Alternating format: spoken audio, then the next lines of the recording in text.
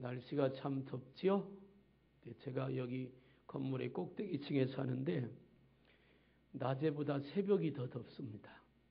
달궈져가지고 어제 저녁에 자려고 누웠더니 뜨끈뜨끈해지기 시작해서 조금 불만 때문에 한증막이 될 것 같아요.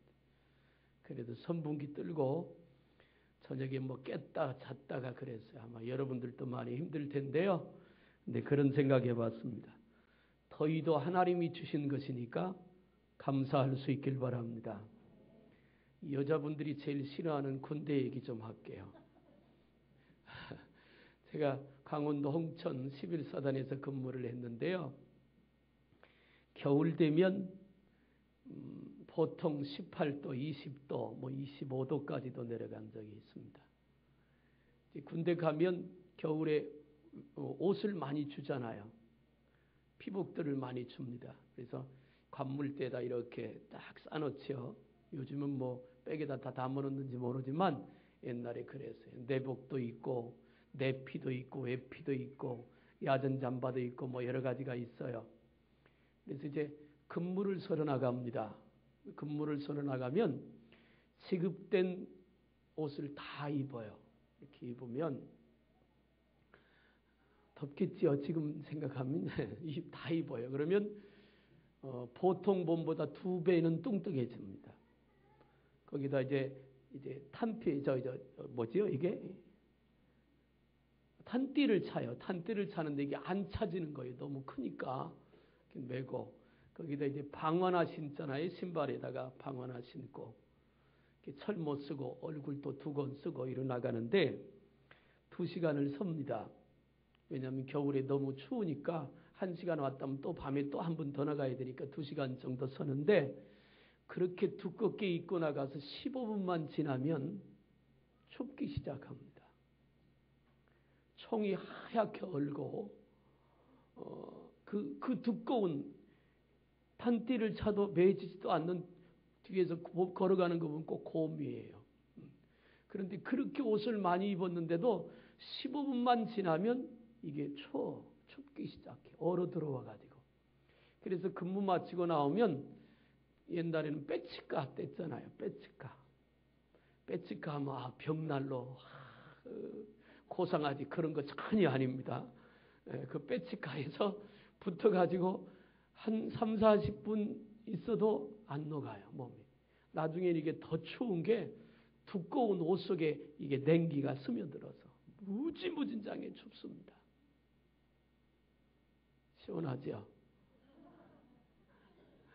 더우니까 시원하라고 얘기를 했는데 저는 그걸 겪어봤기 때문에 얼마나 추운지를 압니다. 모르겠어요, 여러분들. 부대에 있을 때 한 가지만 더 얘기할게요. 아침에 일어나서 가장 많이 하는 게 눈 치우는 겁니다. 눈이 보통 오면 무릎만큼 오잖아요. 그럼 그 넓은 연병장 눈을 다 치워요. 얼마나 추운데요. 손발이 얼고 제일 지겨운 게 눈 치우는 거. 차라리 훈련받는 게 낫지. 지금은 눈 치울 일이 없지만 겨울에 추울 때 생각해서 여름의 더위를 감사함으로 이길 수 있길 바랍니다. 오늘은 이런 제목입니다. 한번 따라합시다. 십자가만 자랑하리라. 네. 올림픽이 시작이 됐습니다. 아마 신일식 집사님 올림픽을 굉장히 좋아하는 것 같아요. 저도 좋아합니다. 운동선수들이 4년 동안 노력을 합니다. 4년 동안. 무엇을 위해서? 메달을 따기 위해서. 근데 다른 나라 같지 않고 우리나라는 금메달만 쳐주는 것 같아요. 사실은 은메달을, 동메달을 따도 대단한 거거든요. 그들이 왜 그렇게 메달을 소중하게 여기느냐? 명예지요. 금메달 따면 금메달의 금이 얼마나 붙어 있을까요? 어떤 분은 금메달 따면 그게 다 금인 줄 아는데 금 아닙니다. 금 갖다 도금한 거겠죠. 얼마 없어요. 그러나 명예지요, 명예. 아마도 자손 대대로 가문의 영광이 될지도 모릅니다. 나는 올림픽에 나가서 금메달 땄다고 혹은 은메달 땄다고 동메달 땄다고. 그게 영광이 될 거예요. 그래서 그 사람들은 나중에 늙어서도 평생 자랑하며 살 것입니다. 여러분, 코카콜라 사장이 이런 말을 했습니다. 나는 내 핏줄 속에 피를 빼고 콜라를 넣고 싶다. 그런 얘기를 했습니다. 내 몸속에 있는 피를 빼고 거기다 콜라를 넣고 싶다. 이 코카콜라 사장이 했던 얘기입니다. 그러니까 얼마나 콜라를 사랑하고 거기에 생명을 걸었으면 그런 말을 하겠느냐는 거예요. 이 코카콜라 사장은 입만 벌리면 코카콜라 사랑입니다. 그런데 콜라가 우리 몸에 좋은 거 거의 없지요? 그거 아세요? 아프리카에서는 콜라를 피임약으로도 쓰인답니다. 그만큼 사람의 몸에 안 좋다는 거예요. 그런데 그 콜라를 만들고 콜라를 파는 사람은 그렇게 콜라만 사랑하고 콜라만 사랑합니다. 바울은 십자가의 사람이었습니다. 그래서 오늘 본문의 14절에 이렇게 말합니다. 그러나 내게는 우리 주 예수 그리스도의 십자가 외에 결코 자랑할 것이 없으니 그리스도로 말미암아 세상이 나를 대하여 십자가에 못 박히고 내가 또한 세상을 대하여 그러하니라. 바울은 말합니다. 나는 십자가 외에는 자랑할 것이 없다. 그렇게 말해요. 다메섹 도상에서 부활하신 예수님을 만나기 전에 바울은 자랑할 것이 많았습니다. 첫째가 나는 가마리엘 문화생이다. 이스라엘의 율법사 중에, 다시 말하면 우리나라에 여러 가지 대학이 있고 학교들이 있는데 우리나라의 최고 대학을 요즘에 여러 개가 있잖아요. 한동대도 있고 그 다음에 서울대도 있고. 왜 한동대를 제일 앞서 놓느냐 하면 기독교 대학이니까. 서울대학 실력만큼 대학하는 것이거든요. 그런 대학들을 최고로 칩니다. 물론 나는 다른 대학 나왔는데 우리 대학이 최고던데 맞습니다. 여러분들 대학이 최고입니다. 그런데요, 이 예수님 당시의 최고의 학부는 가마리엘이라고 하는 사람이 만든 율법학교입니다. 인격적으로나 실력으로나 존경받는 사람입니다. 그래서 유대인이라면 누구든지 가마리엘 문화생으로 들어가서 거기서 공부하길 원해요. 거기를 수학하고 나오면 유대인들 사람들이 그를 인정해 줍니다. 그리고 그의 앞에 보장이 되는 것이죠. 그래서 바울은 예수님 만나기 전에 가장 크게 자랑했던 것이 나는 가마리엘 문화생이다. 그걸 자랑했습니다. 또 그가 자랑했던 것 중에 뭐냐면 바리새인 중에 바리새인이다. 바리새인은 누구냐면 율법을 전통으로 하는 사람들입니다. 최고로 율법을 중심으로 살았던 사람이 바리새인인데 그는 말합니다. 나는 바리새인 중에 바리새인이다. 그리고 또 말합니다. 그러면서도 나는 로마 시민권을 가지고 있다. 그 당시에 로마가 전 세계를 지배할 때, 모든 길이 로마로 통할 때, 그때니까요. 이스라엘도 로마가 지배한 때입니다.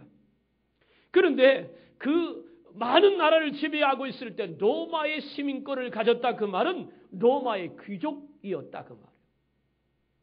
유대인으로서 로마의 귀족의 신분을 가지고 있었다는 것은 대단한 것입니다.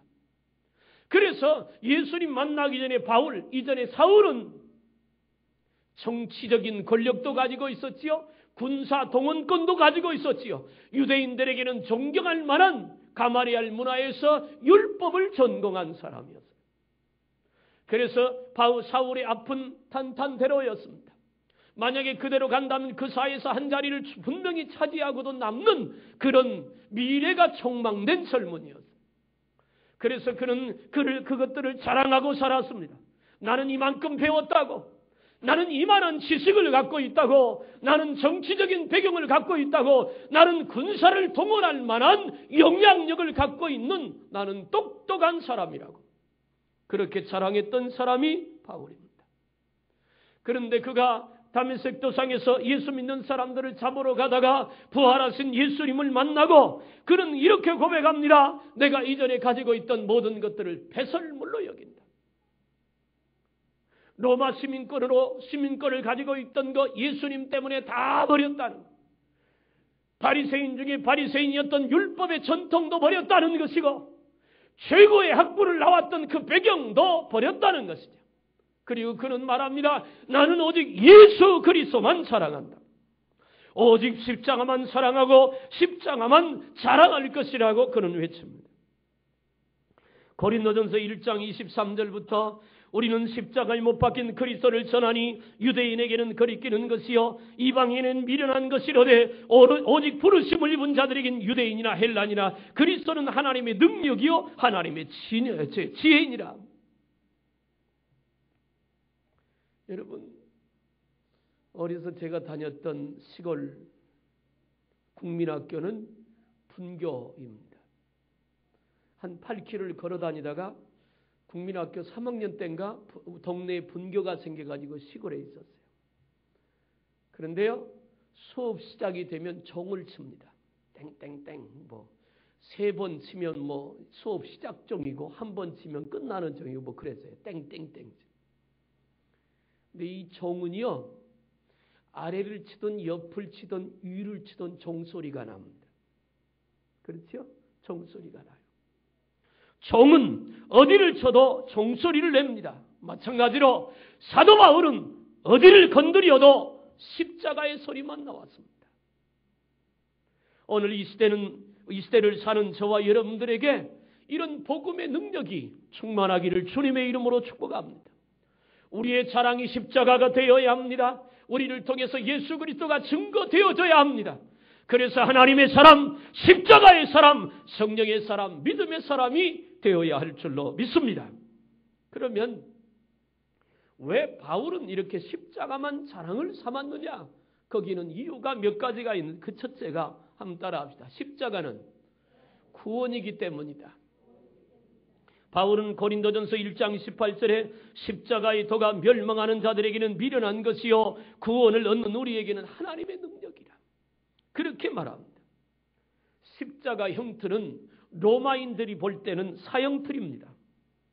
예수님이 십자가에 달려 죽으실 때 그때 특별히 고안해낸 것이 십자가가 아니라 옛날부터 아주 악랄한 죄인들을 죽이는 사형틀로 십자가 형틀이 있었습니다. 그런 처형 제도가 법적으로 있었어요. 그 예수님을 그 십자가에다 못 박아 죽인 것입니다. 사랑하는 여러분, 십자가는 우리들이 보면 우리를 구원시키는 능력인 줄로 믿습니다. 인간에게 가장 소중한 것은 구원입니다. 생명이에요. 영원한 생명보다 더 귀한 것은 없습니다. 십자가는 우리에게 영원한 생명을 주는 능력이 되는 줄로 믿으시길 바랍니다. 하나님께서 세상을 창조하시고 아담과 하와를 창조하신 후에 말씀하셨습니다. 선악과를 먹는 날에는 정령 죽을 것이다. 그것은 로마서에 있는 말씀대로 하면 죄의 값은 사망이라고 하는 것입니다. 죄를 지은 자는 벌금형도 아니고 감옥형도 아닙니다. 사형입니다. 그래서 모든 죄인은 죄의 값으로 죽어야 합니다. 그래서 그 죽을 영혼을 살리기 위해서 예수님이 오기 전에 구약 성경에서 이스라엘 백성들은 짐승이 인간의 죄를 대신 짊어지고 죽는 길을 하나님께서 열어주셨습니다. 그러나 이제 오늘을 사는 우리에게는 더 이상 짐승의 피가 필요치 않습니다. 예수님께서 오셔서 우리 모든 죄를 위하여 십자가에서 죄를 짊어지고 피를 흘리고 죽으셨기 때문에 그 주님을 믿기만 하면 구원을 얻게 되는 줄로 믿으시길 바랍니다. 오직 십자가만이 구원의 중심에 우뚝 서 있습니다. 어떤 기사를 봤던 적이 있습니다. 캐나다 토론토 한 호수에서 오리 한 마리가 먹이를 먹다가 부리가 깡통 딱에 끼어졌습니다. 그래서 입을 벌릴 수 없게 된 거예요. 오리는 먹지 못해서 아사 상태로 죽어가고 있었어요. 그 모습을 본 사람들이 안타까워서 그것을 벗겨주려고 했습니다. 그런데 이 오리는 얼마나 동작이 빠른지 잡히지가 않았습니다. 결사적으로 도망다녔어요. 사람들은 엄청난 돈을 들여서 큰 그물을 짰습니다. 그래도 잡을 수가 없어요. 그래서 잠수부를 동원해가지고 잡으려고 했는데 그것도 실패했습니다.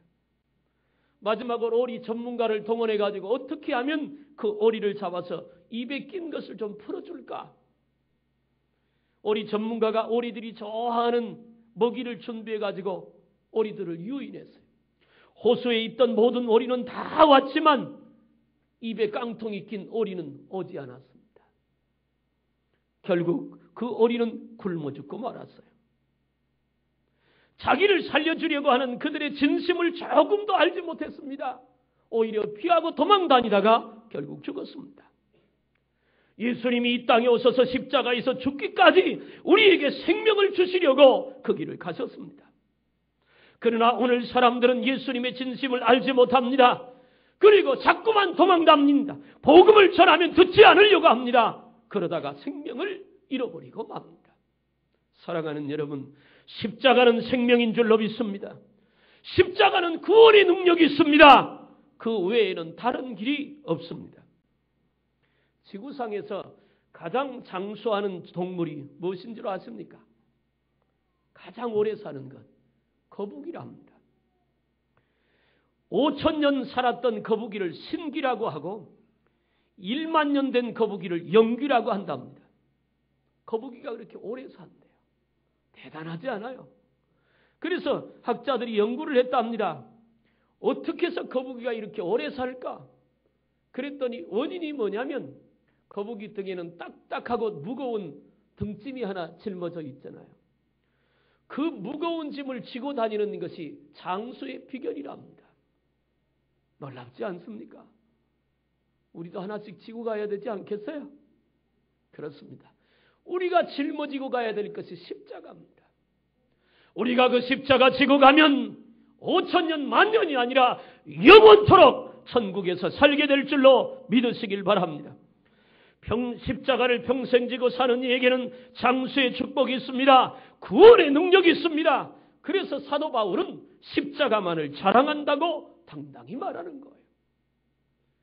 예수 믿는 사람이 예수에게 생명을 건 저와 여러분들이 말이죠.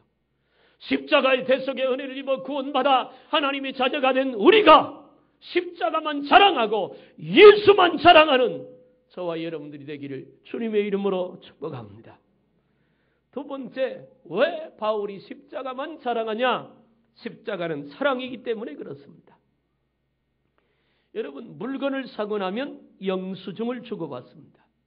그래서 내가 이 물건을 샀다는 것을 증명을 합니다. 남녀가 서로 사랑하면 사랑한다고 하는 증표로 반지를 나누거나 또 사랑한다고 하는 증표로 선물을 주고받습니다.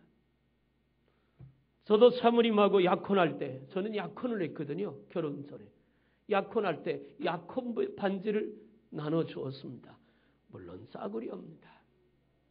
좀 미안한 마음이 지금도 있지만 요즘 학생들 보면 간혹 반지를 끼고 다닙니다. 속으로 내가 안 받지만 아마도 저건 쟤들끼리 약속한 커플 반지일 거야. 근데 문제는 자주 바뀌는 게 문제지요. 이게 문제. 물론 쟤들 때는 자주 바뀌어야지요. 너무 하나 오래 가면 그것도 문제지만 여러분 그렇습니다. 사랑하면 사랑한다고 하는 선물을 주고받습니다. 증표입니다. 하나님께서 우리를 사랑하셨습니다. 그래서 우리를 사랑하는 증표로 그 영수증으로 바로 십자가를 우리에게 주신 줄로 믿습니다. 예수 믿어 구원받은 성도가 십자가를 바라볼 때마다 그래 하나님이 나라를 사랑하는 증거야. 그렇게 생각하는 것입니다. 십자가를 바라볼 때마다 내 죄를 사하셨던 그 하나님의 사랑, 독생자 예수 그리스도를 거기서 죽이시고 물과 피를 다 쏟으셨던 예수님의 사랑을 확인하고 또 확인하는 것이 십자가라는 것이죠. 그래서 로마서 8장 32절에 자기 아들을 아끼지 아니하시고 우리 모든 사람을 위하여 내어주신 이가 어찌 그 아들과 함께 모든 좋은 것을 우리에게 은사로 주시지 아니하겠느냐라고 말합니다. 로마서 8장에서 사도 바울이 말합니다. 기근이나 적신이나 죽음이나 칼이라도 하나님의 사랑에서 우리를 끊을 자가 없도다. 할렐루야. 하나님께서 끊지 않는 한은 내가 실수를 해도 내가 모자라도 내가 부족해도 때로는 믿음이 약해서 좀 흔들려도 하나님의 사랑은 여전히 저와 여러분들을 사랑하는 줄로 믿으시길 바랍니다. 속 썩이는 아들이 하나 있었다고 합시다. 어느 날 그 아들이 너무너무 속을 썩이니까 아버지가 불러다가 너 오늘 나하고 부자 관계 끊자. 너 우리 집 호적에서 파가라. 그런다고 송씨가 김씨 되는 거 아니죠. 그래도 송씨는 송씨예요. 여전히 그 부모는 자식이 속을 썩여도 그 자식 때문에 가슴을 아파하고 힘들어하는 것이 부모의 심정이지요. 하나님이 우리를 사랑하시는 것은 그거보다 훨씬 더 크고 놀라운 것입니다. 10만 원을 줄 수 있다고 1억을 줄 수 있는 것은 아닙니다. 그러나 1억을 줄 수 있는 이는 10만 원을 줄 수 있습니다. 100개를 줄 수 있는 이는 하나 줄 능력이 있지만 하나를 줄 수 있다고 100개를 줄 수 있는 것은 아닙니다. 생명을 줄 수 있는 이가 무엇을 우리에게 주실 수 없겠느냐고 하는 것이지요. 당신의 생명을 십자가에 달려 물과 피를 쏟기까지 우리를 위하여 다 주신 우리 주님이 우리에게 무엇인들 주시지 않겠느냐는 것이죠. 사랑하는 여러분, 십자가는 사랑입니다. 그 사랑의 십자가 붙들고 하나님 앞에 엎드려서 주님의 은혜와 축복을 누리며 살기를 주님의 이름으로 축복합니다. 로마서 5장 8절에 우리가 가진 죄인 되었을 때 그리스도께서 우리를 위하여 죽으심으로 하나님께서 우리에게 대한 자기의 사랑을 확증하셨느니라고 말합니다. 30년 동안 선극을 하면서 예수님 역을 맡았던 배우가 하나 있었습니다. 이름이 안톤 레이지라고 하는 사람입니다. 어느 날 그의 연극을 보고 감동을 받은 한 부부가 안톤 레이지를 찾아왔습니다. 그리고 연극에서 지고 있던 십자가를 한번 빌려 사진을 찍고 싶다고 했습니다. 허락을 받고 연극에서 지었던 십자가를 지는 순간 이 부부는 깜짝 놀랐습니다. 왜냐하면 그 십자가가 너무 무거웠기 때문에 그렇습니다. 그래서 남편이 안톤 레이지에게 물었습니다. 연극인데 구태여 이렇게 무거운 십자가를 질 필요가 있습니까? 물었더니 안톤 레이지가 대답합니다. 내가 십자가의 무게를 느끼지 못한다면 내 역할을 할 수 없을 것입니다. 예수님과 같은 무게의 십자가를 지지 않으면 도저히 십자가를 지고 가는 것이 실감나지 않습니다. 그렇게 대답을 했습니다. 그 무거운 십자가는 하나님이 우리를 사랑하신다는 증거인 것이죠. 십자가는 사랑의 증거입니다. 그래서 사도 바울은 십자가만 자랑하기로 한 것입니다. 요한복음 3장 16절 우리가 잘 압니다. 하나님이 세상을 이처럼 사랑하사 독생자를 주셨으니 이는 저를 믿는 자마다 멸망치 않고 영생을 얻게 하려 하십니다. 할렐루야. 십자가는 하나님이 우리를 사랑하신다는 영수증입니다.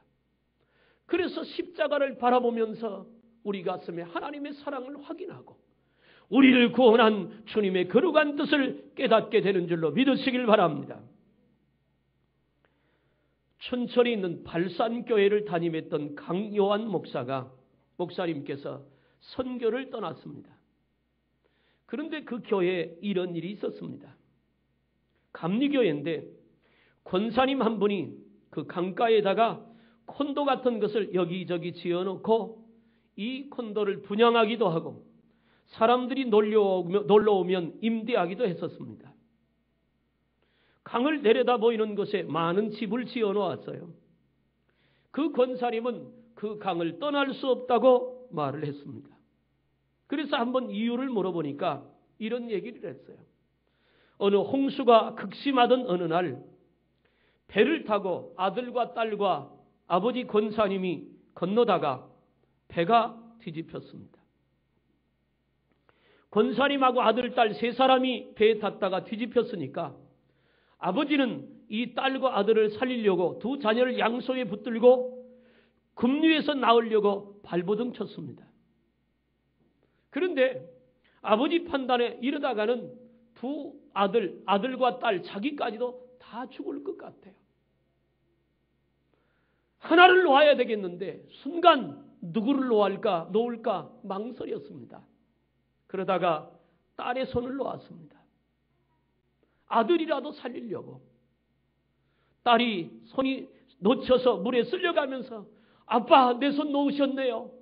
그러면서 비명을 지르고 결국 물에 휩쓸려서 죽었습니다. 아들 하나만 살렸습니다. 이 권사님은 딸이 죽은 이후에 이 강가를 떠날 수가 없다는 것입니다. 가끔 덕을 잃고 강을 바라보면서 눈물을 흘릴 때가 한두 번이 아니었어요. 그런데 살아난 이 아들은 그 모습을 생생히 다 봤습니다. 아버지가 여동생을 놓고 자기를 살려주었다는 것을 압니다. 그래서 이 아들은 그걸 평생 잊지 않고 아버지 앞에 최선을 다해서 삽니다. 아버지의 사랑에 감사하기도 하고 일찍 죽은 누나를 생각하면서 아파하며 가슴을 안고 그렇게 아픈 가슴을 안고 살아가고 있다는 것이죠. 오늘 우리가 이 땅에 살면서 어쩌면 아버지가 손을 놓지 않아서 살았던 이 아들처럼 우리도 하나님의 사랑을 잊고 사는 자들입니다. 세상의 많은 사람들이 주님의 손을 잡으려고 했지만 주님은 내 손을 놓지 아니하셨습니다. 그래서 나를 사랑해서 구원해 주셨어요. 사도 바울은 그 사실을 깨달은 거예요. 그래서 말합니다. 나는 십자가만 사랑하고 십자가만 자랑한다고. 루터는 이렇게 말합니다. 내가 얼마나 값비싼 존재인지를 알려면 십자가를 보라. 하나님의 아들 예수 그리스도께서 나를 위하여 대신 죽으셨다라고 말했습니다. 십자가를 자랑할 수밖에 없는 것은 하나님의 놀라운 사랑이 십자가에 담겨 있기 때문에 그렇습니다. 화학을 전공한 한 학생이 중간고사를 치르게 되었습니다. 시험 문제는 이것이었어요. 석탄으로 알코올을 얻는 방법을 쓰시오. 이제까지 교수에게 강의를 듣고 공부를 했지만 아무리 생각해봐도 석탄으로 알코올을 얻는 방법을 답을 쓸 수가 없었습니다. 그래서 낙제를 하더라도 그래도 답은 써야 될 것 같아서 장난으로 썼습니다. 석탄을 팔아서 알코올을 사면 됩니다. 그렇게 답을 썼습니다. 그리고는 각오를 했습니다. 아마도 나를 불러서 되게 혼내거나 이번 학기에는 낙제를 줄 거야. 어느 날 교수님 불렀습니다. 각오를 하고 들어갔습니다. 그랬더니 예상의 얘기가 나왔습니다. 너는 석탄으로 알코올을 얻는 가장 손쉬운 방법을 찾아냈다. 선생님이 기가 막혀서 했는 얘기인지 어떤 얘기인지는 잘 모르지만 어쨌든 그랬습니다. 그 이후에 이 학생은 그 선생님의 말에 긍정적인 마음으로 사고가 바뀌었고 정말 최선을 다해서 나중에는 장학금을 탈 정도의 그런 큰 실력자가 됐다는 얘기가 있습니다. 하나님의 사랑을 우리가 받았습니다. 받을 수 없는 사랑을 받았습니다. 조금 받은 것이 아닙니다. 넘치도록 받았습니다. 일부만 준 것이 아니라 생명을 다해서 하나님은 우리를 사랑했습니다. 그렇게 사랑을 받은 우리, 그러면 우리도 그 주님 사랑해야 되지 않겠습니까? 세상의 어떤 것보다도 무엇과도 바꿀 수 없는 하나님의 사랑을 입었다면 우리의 자랑이 예수 그리스도가 되어야 하고 우리의 자랑이 십자가가 되어야 할 줄로 믿습니다. 이 사랑을 깨달아서 바울은 십자가만 자랑하겠다고 말하는 것이죠. 마지막 세 번째로 한번 따라합시다. 십자가는 승리이기 때문에, 십자가는 능력이기 때문에 자랑한다. 그렇습니다. 십자가를 통해서만 승리가 오는 것을 바울은 압니다. 고린도전서 1장 23절 이하에 우리는 십자가에 못 박힌 그리스도를 전하니 유대인에게는 끄리끼는 것이요 이방인은 미련한 것이라되 오직 부르심을 입은 자들이 유대인이나 헬라인이나 그리스도는 하나님의 능력이요 하나님의 지혜니라. 하나님의 미련한 것이 사람보다 지혜 있고 하나님의 약한 것이 사람보다 강하니라. 할렐루야. 십자가가 능력이에요. 십자가는 승리입니다. 죽었는데 무슨 승리냐? 그래서 승리입니다. 죽었으니까 승리입니다. 죄값을 지불했으니까요. 더 이상 죄값을 요구하는 마귀의 요구에 자유함을 얻은 것입니다. 그리고 주님이 죽었다가 다시 부활하셨으니까 죽음을 이긴 것이지요. 예수님은 능력이요 지혜에 있습니다. 능력과 지혜가 있는 사람은 승리할 수 있어요. 십자가는 죽음에서 생명으로의 승리입니다. 십자가에 못 박혀 죽으신 예수님이 부활하셨습니다. 십자가는 마귀로부터 승리입니다. 마귀가 가지고 있는 가장 큰 권세는 사망 권세입니다. 그런데 그 사망 권세를 예수님이 깨뜨리고 이기신 줄로 믿으시길 바랍니다. 그래서 우리에게 승리가 보장된 것이죠. 여러분, 승리라고 하는 말은 전쟁이 있다는 말입니다. 전쟁이 없이는 승리라고 하는 말이 나올 수가 없지요. 우리는 영적인 전쟁을 하며 사는 성도들입니다.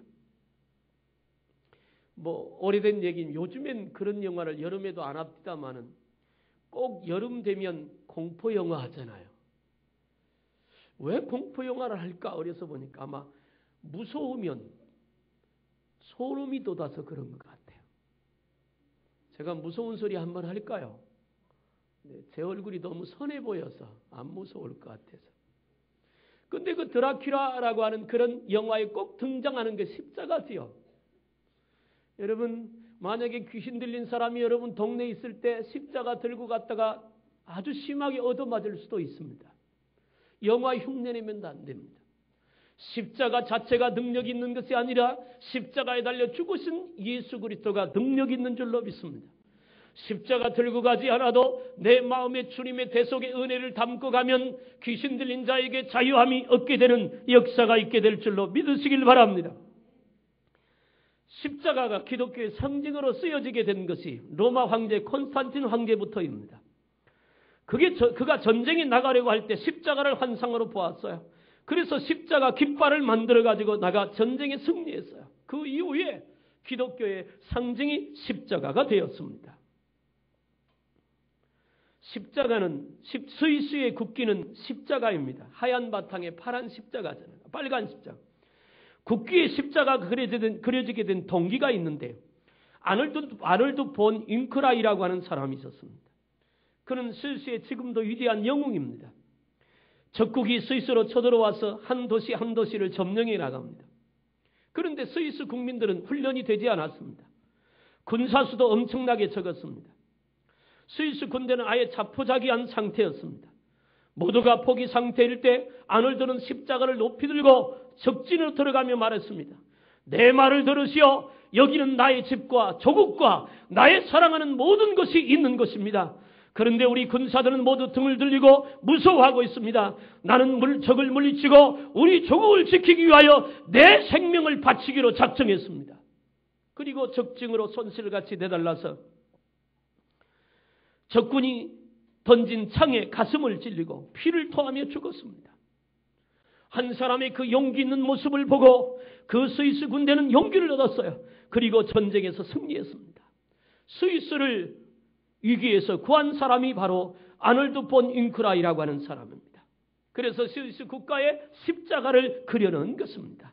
사랑하는 여러분, 십자가는 승리입니다. 어렵고 힘들 때마다 십자가를 붙들고 의지하면 승리의 축복이 오늘 우리 가운데 있게 될 줄로 믿으시길 바랍니다. 미국 콜로라도 스프링스라고 하는 그런 도시는 얼마 전까지만 해도 목회자들의 무덤이라고 일컫는 곳이었습니다. 왜냐하면 그곳에는 교회가 들어가면 교회에 방화하는 사람들이 많고 목회자가 칼로 찔려 죽임받은 목회자들이 여럿이었습니다. 그래서 그곳에 가서 목회를 하려면 굉장한 두려움이 있었고 그래서 많은 목사님들이 그곳에 가는 것을 꺼려했습니다. 그러다가 테드 해커드라고 하는 목사님이 그곳에 갔습니다. 그곳에 있는 어떤 깡패가 칼로 찌르리기도 했고 밤이면 협박 전화가 들려왔습니다. 그 스프링스는 사탕 숭배자들이 들끓는 그런 곳입니다. 그러나 테드 해커드는 물러나지 않고 영적 전쟁을 벌였습니다. 구체적인 기도의 싸움을 벌였습니다. 전화번호를 5명 단위로 오려서 그 이름을 불러가면서 한 사람 한 사람을 매일같이 기도하면서 구원해달라고 변화시켜달라고 그렇게 영적인 전쟁을 벌이기 시작했습니다. 부동산 매물이 나오면 믿는 사람이 주인이 되달라고 쫓아가서 울타리를 붙들고 기도하기 시작했습니다. 그리고 그 목사님은 미국의 많은 선교단체가 이곳으로 이사 오도록 지속적으로 기도했습니다.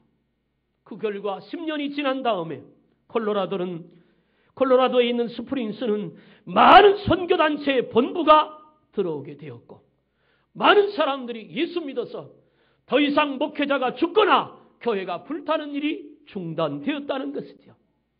결국 십자가의 승리였습니다. 사랑하는 여러분, 오늘 우리가 이 땅에 살면서 이 어려운 시대를 살아가면서 붙잡아야 될 것이 십자가입니다. 십자가가 능력이고 십자가가 권세고 십자가가 축복이고 십자가 승리인 줄로 믿으시길 바랍니다. 어떤 물리학자가 이렇게 말을 했습니다. 모든 우주의 법칙은 저항의 법칙이다. 비행기의 원리는 저항으로 인하여 물체가 뜬다는 것이다. 공기의 저항이 없으면 비행기도 뜰 수가 없다. 높이 날으려고 할수록 공기의 저항이 크고 공기의 저항이 클수록 비행기 부력은 커져서 높이 날을 수 있다고 말했습니다. 그렇습니다. 구약 최고의 사역의 사람은 모세입니다. 신약 최고의 복음의 사람은 바울입니다. 둘의 공통점이 있습니다. 모세도 바울도 가장 많은 핍박과 가장 많은 고난을 겪었다는 것입니다. 그래서 가장 위대한 하나님의 사람이 되었는지도 모르겠습니다. 모세도 십자가 붙들고 승리한 사람입니다. 사도 바울도 십자가 붙들고 승리한 사람이에요. 사랑하는 여러분, 저와 여러분들이 이 땅에서 어려운 이때를 승리로 이기려면 십자가 붙들고 십자가를 자랑으로 삼고 살아야 될 줄로 믿으시길 바랍니다. 바울이 십자가만 사랑하고 자랑하기로 했습니다. 십자가가 구원이기 때문입니다. 십자가는 사랑이기 때문이고 십자가가 능력이고 승리이기 때문입니다. 한 가지 말씀 드리고 말씀을 마치려고 합니다. 화상으로 얼굴이 귀신처럼 이그러진 아가씨가 하나 있었습니다. 너무나 끔찍해서 누구도 결혼하려고 하지 않았습니다. 그렇게 화상의 상처에는 온몸은 건강했습니다. 그리고 그 마음은 참으로 아름다웠습니다. 그러던 어느 날 앞을 못 보는 남자를 만났습니다. 어느 여자도 앞을 못 보는 청년과 결혼하려고 하지 않았습니다. 얼굴이 흉한 이 처녀는 맹인이 너무나 불쌍해서 잘 돌보아 주었습니다. 그러다가 서로 사이에 사랑이 싹트기 시작했어요. 둘은 결혼했습니다. 날마다가 행복했습니다. 사랑할 수 있는 사람이 있다는 것에 행복했고 결혼해서 가정을 꾸릴 수 있다는 게 행복했습니다. 세상에는 둘만 사는 것처럼 행복의 주인공이 되었습니다. 그러던 어느 날 맹인에게 앞을 못 보는 이 남편에게 눈을 주겠다는 사람이 나타났습니다. 수술하게 되면 밝은 세상을 볼 수 있게 됐습니다. 남편은 뛸 듯이 기뻤습니다. 내일이면 수술을 하는 날이었습니다. 그런데 아내는 왜 그런지 모르게 우울한 것을 남편이 느끼고 남편이 아내에게 물었습니다. 여보, 내가 눈을 뜨게 된다는데 당신은 왜 그렇게 우울해요? 당신이 기뻐하는 모습을 느끼지 못하겠어요. 아내가 말합니다. 나는 당신이 눈을 뜨는 것이 두려워요. 내 얼굴은 화상으로 흉측해요. 당신이 눈을 뜨고 내 얼굴을 보면 나를 사랑하는 마음이 덜할 것만 같아요. 우리의 사랑이 식어질 것만 같아요. 이 말을 듣고 남편은 말했습니다. 나는 당신이 나를 사랑하는 것을 마음으로 느끼며 살았어요. 내가 눈을 뜬 후 당신을 사랑하는 마음이 변할 것을 당신이 두려워하는 것을 내가 알았습니다. 나는 내일 수술 받는 것을 포기할 겁니다. 그리고 당신을 이대로 사랑하고 당신의 사랑을 이대로 받고 싶습니다. 맹인 남편은 아내를 사랑하며 평생 수술을 받지 않고 행복하게 살았다는 것입니다. 아내를 사랑하는 남편의 마음이 지극정성입니다. 예수님의 사랑은 이 부부의 사랑보다 더 큰 사랑입니다. 맹인 남편은 눈을 뜨지 않고 평생 하나님만 사랑하며 사랑하였습니다. 우리는 이 놀라운 하나님의 사랑을 받았으니까 평생 오직 십자가만 사랑하고 십자가만 자랑하며 사는 저와 여러분들이 되기를 주님의 이름으로 축복합니다. 우리 주변에는 우리를 유혹하는 것들이 많이 있습니다. 특별히 휴가철에는 나가보면 죄 지을 것들이 많이 있거든요. 여러분, 이 무더운 여름을 보내면서 어느 자리에 있든 무엇을 하든 어느 곳에 누구를 만나 어느 일을 하든 간에 십자가를 여러분 마음속에 모시고 십자가의 사랑과 생명과 그 능력을 기억하고 십자가 붙들고 승리하는 저와 여러분들이 다 되기를 주님의 이름으로 축복합니다. 기도하겠습니다.